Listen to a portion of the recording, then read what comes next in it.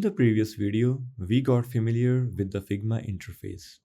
Today, we will use that knowledge and explore some essential tools. Let's start with the frame tool. Think of a frame as a canvas, like a web page, mobile screen, or a custom display such as a car dashboard or a digital banner. Each has a defined canvas size. To use the frame tool, go to the tool menu and select it. You will see a list of frame sizes categorized by the device type: phone, tablet, desktop, and many more. Click on any size and a frame will appear in the middle area of Figma. Delete it with the delete button from the keyboard for now. To create a custom frame, select the frame tool and drag your mouse in the middle area. Now, let's explore the frame properties in the left side panel. Even if you create a custom frame, you can convert into the one of the Figma's predefined size with that list.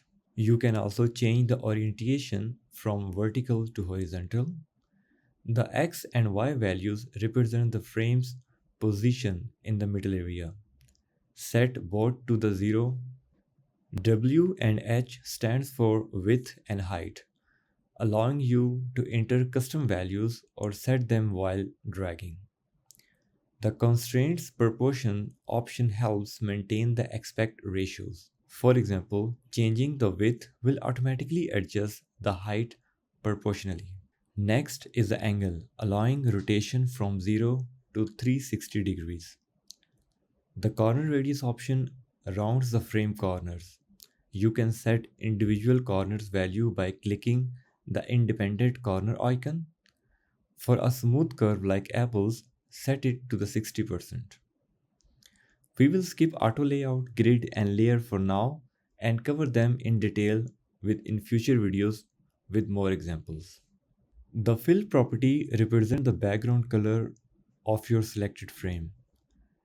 Add a new fill by clicking the plus icon, then choose a color using a hex value or a color picker. You can add gradient, but we will cover in detail in next video. Similarly, for the stroke, add it via the plus button. Set your desired color, size, the placement, for example, center, inside or outside, to your preference. We will skip effects and export for now as they require more advanced concepts. My aim is to keep these videos short to help you review and apply the knowledge easily. But don't you worry, I will cover them all with the best example for you. Thank you for your support on Facebook and Twitter. Your support means a lot and helps me making these Figma tutorials. Please subscribe on YouTube, follow on Facebook and tweet with the suggested hashtag.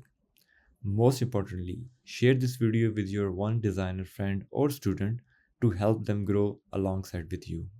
See you in the next video.